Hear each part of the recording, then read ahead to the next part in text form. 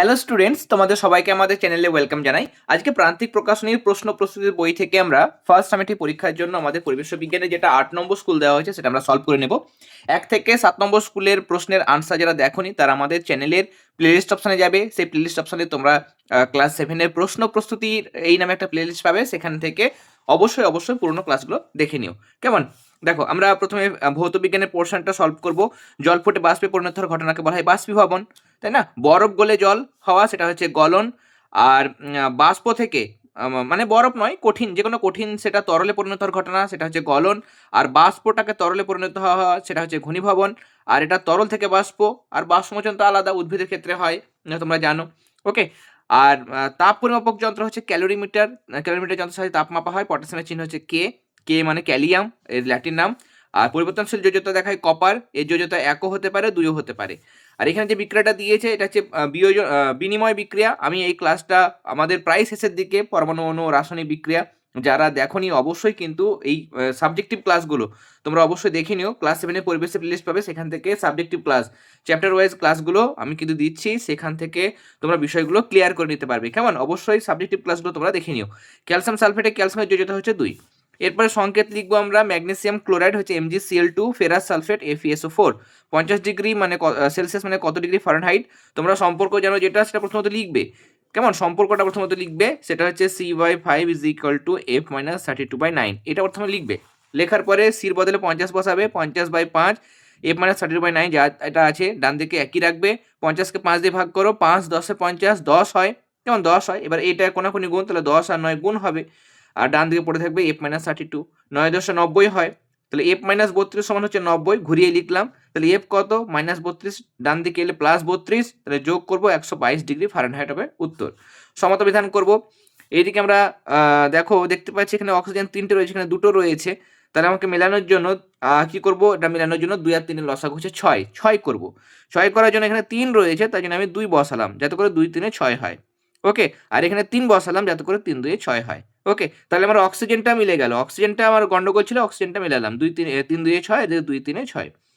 Potassium এখানে 2টো, ক্লোরিনও 2টো, তাই জন্য আমার এখানে 2 বসাতে হলো। তাহলে পটাশিয়াম আর ক্লোরিন দুটোই 2 করে হয়ে গেল, মানে 2 দিকে সমান জিনিস হয়ে গেল। মানে সব পটাশিয়াম, ক্লোরিন, অক্সিজেনের পরমাণুগুলো সমান সমান সংখ্যায় হওয়ার পর এবার আমরা এখানে কি করব? সমান চিহ্ন দেবো। এখানে নাইট্রোজেন এবং হাইড্রোজেন বিক্রিয়া অ্যামোনিয়া তৈরি হয়। এখানে 3 বসাবে। ওকে। 3 যখনই বসাবে, 3 2 6টা হাইড্রোজেন, সেখানে 2 বসাবে, তাহলে 2 3 6টা হাইড্রোজেন। তাহলে 6টা 6টা করে হাইড্রোজেন, N2 দুটো নাইট্রোজেন, 2N দুটো নাইট্রোজেন, সব মিলে গেল।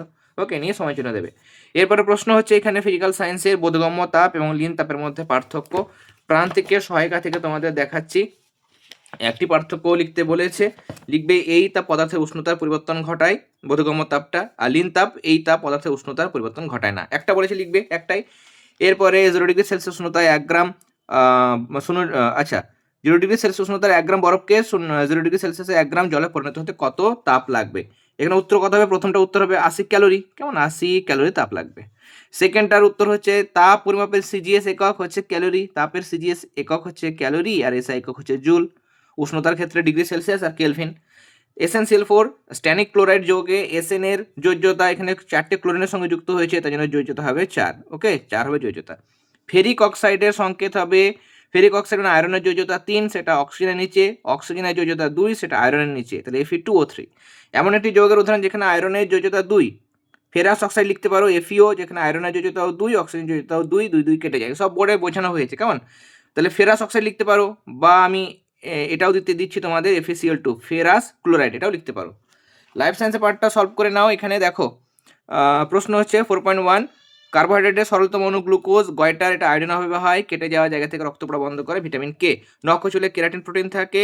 ফ্যাটে দ্রব্য vitamin A, D, E, K, যে কোনো একটা লিখবে। বন্ধ্যাত্ব রোগ হয় ভিটামিন ই। এরপরে ফাইটোকেমিক্যালসের গুরুত্ব দেখবে।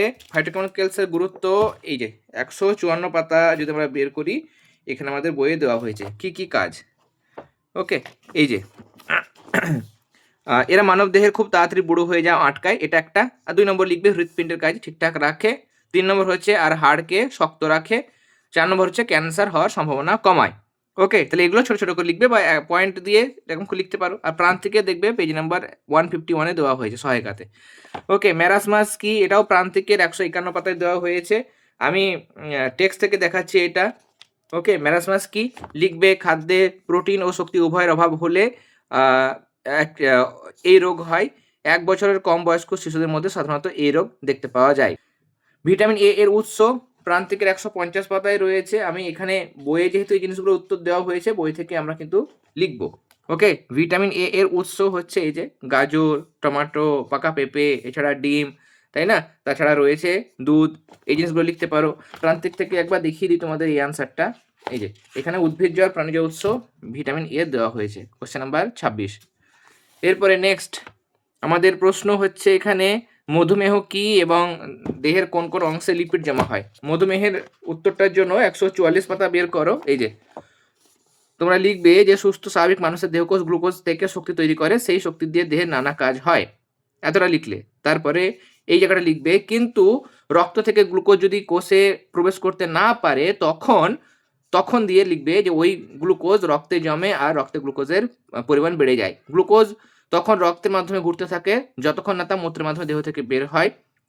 কোষে গ্লুকোজ ঢুকতে না পারার জন্য দেহের নানা অঙ্গ যেমন হৃৎপিণ্ড, বৃক্ক, চোখ, পা ইত্যাদির সমস্যার সৃষ্টি হয়। এই অবস্থাকে মধুমেহ বা ডায়াবেটিস রোগ বলে।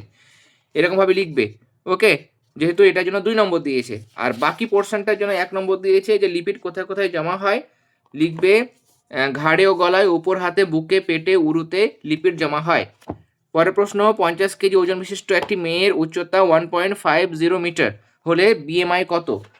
আমি ছায়া প্রকাশনীর সহায়িকা থেকে দেখিয়ে দিচ্ছি কেমনভাবে করতে হবে এবং পাশে আমি রুলের মধ্যে লিখে দিচ্ছি। এরকমভাবেই করবে, কেমন? আমি যেভাবে লিখে দিচ্ছি তোমরা প্রথমত এইটার মতো লিখবে মেয়েটির ওজন, ব্যক্তি না লিখে লিখবে মেয়েটির ওজন 65 বদলে লিখবে 50, উচ্চতা 1.50 লিখবে, 1.50 মিটার। আমরা জানি বিএমআই ওজন বাই উচ্চতা স্কোয়ার, কেজি এটা মিটার স্কোয়ার থাকবে। তাহলে ওই মেয়েটির বিএমআই হবে উপরে 50, নিচে 1.50 তার স্কোয়ার নিয়ে এই এটা লিখবে না, কত লিখবে 50/1.50 স্কোয়ার কত হয় 2.25 হয়। নিয়ে 50কে 2.25 দিয়ে ভাগ করলে 22.22 কেজি পার মিটার স্কোয়ার হয়। ওকে, নিয়ে অতএব মেয়েটির বিএমআই হলো 22.22 কেজি পার মিটার স্কোয়ার, এই কথাটা লিখতে হবে। ওকে, এরপরে কোশ্চেন হচ্ছে সংশ্লেষিত খাদ্য কাকে বলে, উদাহরণ দাও। এটাও আমি ছায়ার বই থেকে তোমাদের দেখিয়ে দিচ্ছি।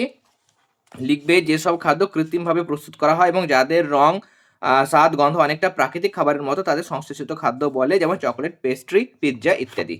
তাহলে আজকে আমরা 8 নম্বর স্কুলের প্রশ্নপত্রটি সলভ করে দিলাম। তোমরা অনেকেই পরবর্তী ক্লাস মানে যে স্কুলগুলো আছে সেগুলো সলিউশন চাইছিলে, তাই জন্য এটা আমরা সলভ করলাম। বেশি স্কুল তো নেই, সেগুলো তোমরা অবশ্যই পেয়ে যাবে, কেমন? আর যারা প্রশ্নবিচিত্রা চাইছো, প্রশ্নবিচিত্রার সমাধান আমরা কিন্তু শুরু করবো। প্রথমত এটা আমরা কমপ্লিট করে দিই, তারপরে প্রশ্নবিচিত্রার সমাধান আমরা শুরু করব। ওকে, আজকে ক্লাসটি ভালো লেগে থাকলে অবশ্যই ক্লাসটিতে লাইক দেবে, আর যারা প্রথমবার চ্যানেলে এসছো অবশ্যই চ্যানেলটি সাবস্ক্রাইব করে নিও। তাহলে তোমরা সবাই খুব ভালো থেকো, সবাইকে অল দ্য ভেরি বেস্ট।